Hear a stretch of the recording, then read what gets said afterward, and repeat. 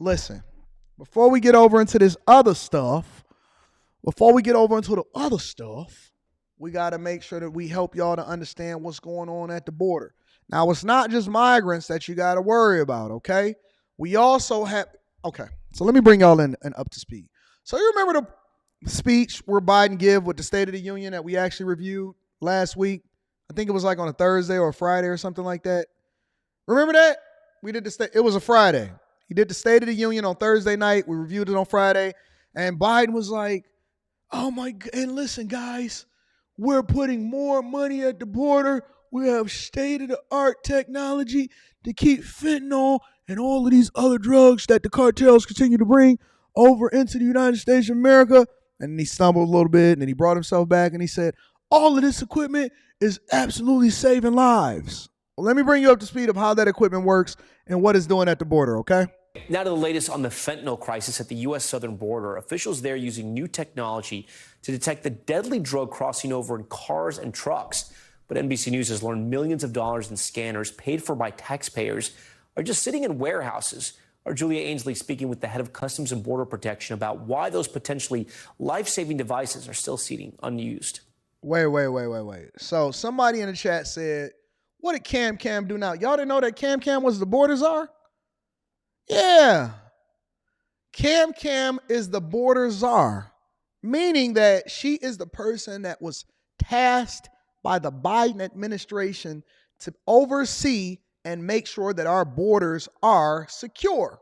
That's why she was standing up and clapping so hard every time Biden said a word at the State of the Union. Tonight, we're on the front lines of the fentanyl crisis. Nogales, Arizona. Half of all fentanyl seized coming in from Mexico is stopped here. But critics say the Biden administration is not doing enough. With fentanyl overdoses now the leading cause of death for Americans aged 18 to 45. Acting CBP. Whoa. I didn't know that. Did y'all know that fentanyl is the leading cause of death for people aged 18 to 45? Did she say that right? The leading cause of death for Americans aged 18 to 45. Did y'all know that? I did not know that. Did y'all know that according to what NBC is saying, they said that the fentanyl is the leading cause of death, not car crashes, not busting it open. I did not know that. I just found that out. I just discovered that fentanyl is the number one cause of death for people ages 18 through 45. Wow, that's new to me. That's crazy. Acting CBP Commissioner Troy Miller tells us virtually all fentanyl is brought across in vehicles. It's driven by men, women, young, old, U.S. citizens, Mexican citizens. And he tells us border agents have begun using a new technology to identify fentanyl hidden in vehicles. We watch as officers first question drivers and inspect cars. Then they may be referred for a scan. This is new technology that's been installed to X-ray cars that officers suspect might be carrying narcotics. It's been installed here in Nogales because it's considered the ground zero for fentanyl trafficking. But less than 5% of personal vehicles and 20% of commercial vehicles coming into the U.S. are actually scanned. With more new technology, Miller wants to bring those numbers up to 40% of cars and 70% of commercial trucks, but not for another 2 years. Why not scan every vehicle through an X-ray? We see 1 million people crossing our border every single day. If we tried to scan every single shipment and person coming into this country, we would shut down legitimate trade and travel. And tonight, And so what does that mean? Did you hear what he said? They only scan less than 5% of cars, right? Less than. We don't know exactly what that number is, but it's definitely less than that, right? And he basically said, this is what they telling y'all. If what's more important to us is not drugs that's coming into this country, because if we just want to be honest, we don't know who's really benefiting from this or whatever, right? Who's getting their palms greased. They're not interested in stopping it. They're interested in slowing it down, because what's more important than that is that we keep this money flowing back and forth across the border. That's what he said, man. He told 83. Can't mess up the money. Look, when it comes down to it, if you got enough money, you got enough leverage, and you can get away with more things. The more money you make, the more handout. Listen, every day that I go out, I'm going to give it to you on a microscopic scale. I make sure that I have a bunch of fives.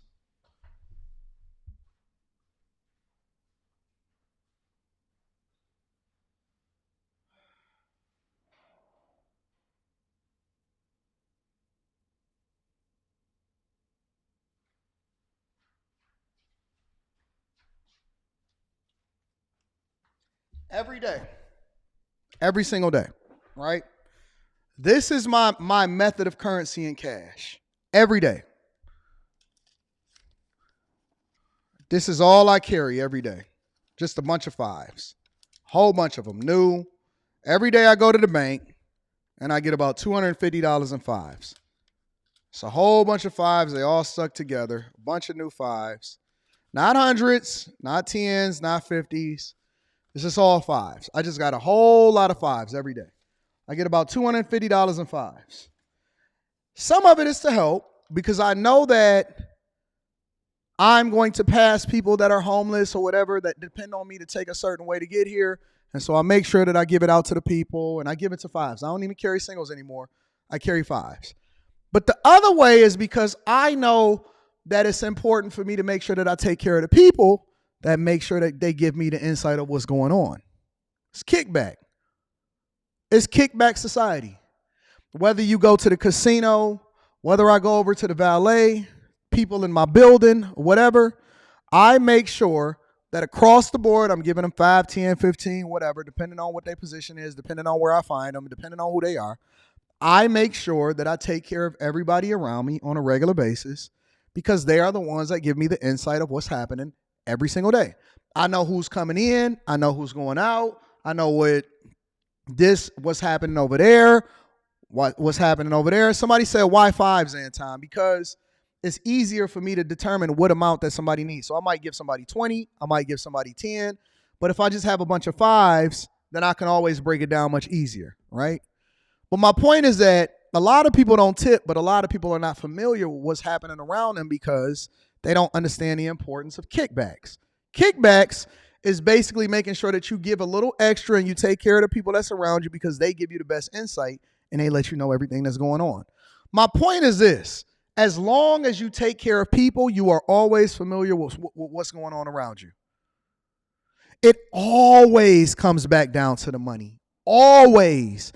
The federal government, the people at the border, is basically saying there's always something. It's always going to be money over everything. We're not looking to shut down the border.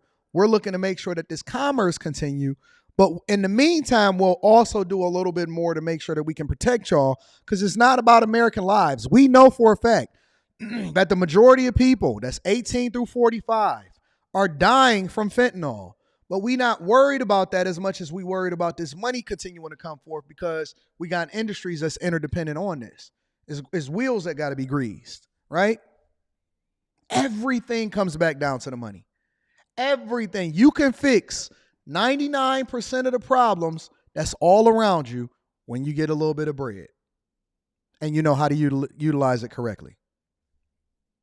We've learned millions of dollars of taxpayer-purchased fentanyl scanners are sitting in warehouses, unused. We need approximately $300 million for civil works to actually put the technology in the ground. And it's money. They don't even have it to put it in the ground. Most of the scanners that they say that they got, it's not even in use. It's not even in use.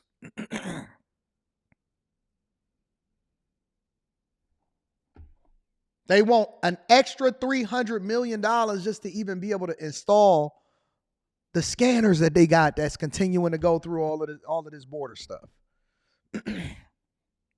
They spend a bunch of money on equipment. I wonder who made the money on that one.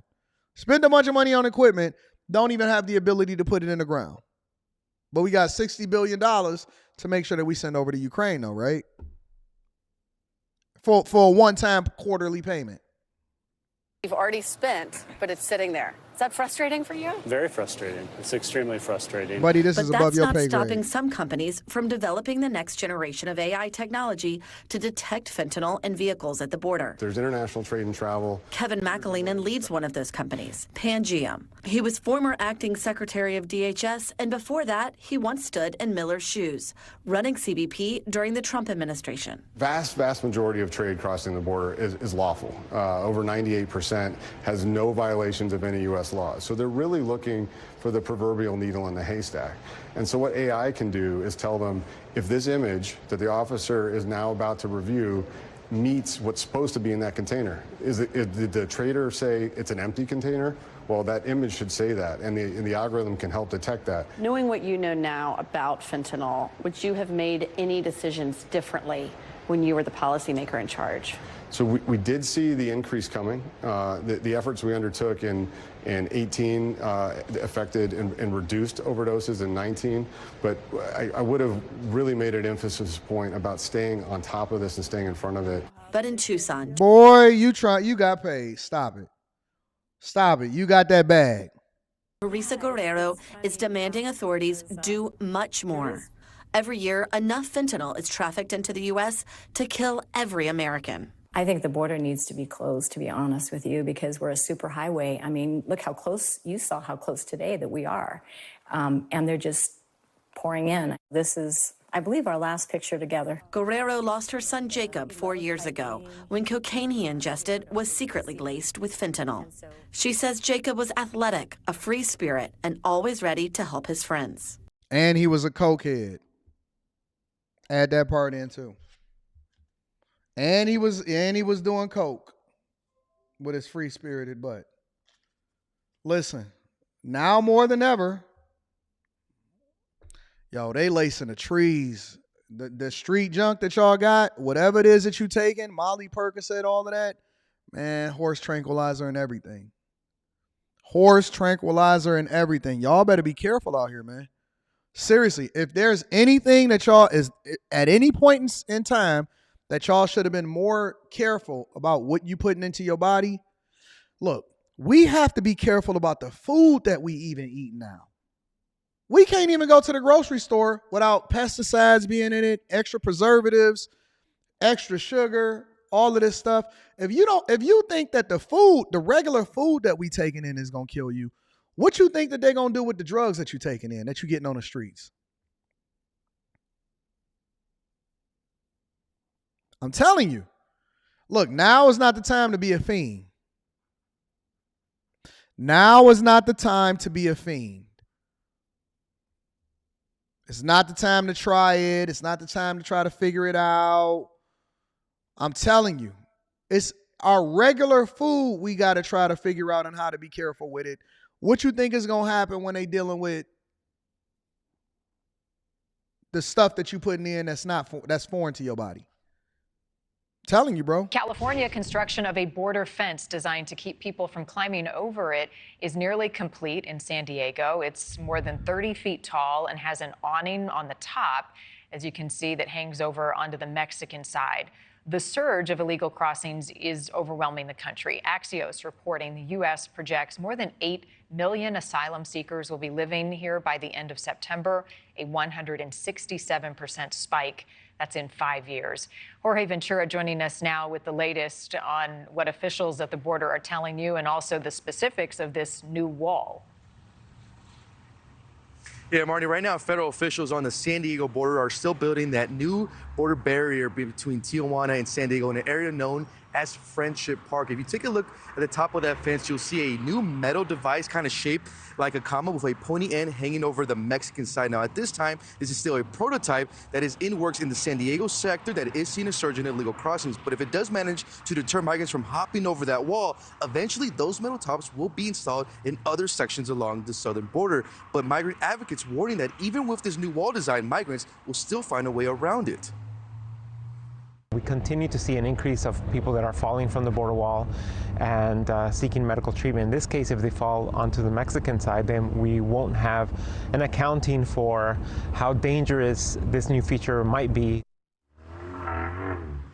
Now, incidents of people falling over the wall are common in San Diego. Just this past weekend, Border Patrol agents and San Diego Fire Rescue responded to 10 injured migrants, including children who fell while trying to climb a 30-foot fence. And so far, Marnie, 4 people have died in attempts of getting over that border wall in that Tijuana, San Diego area. And last year, that number was up to 28, Marnie.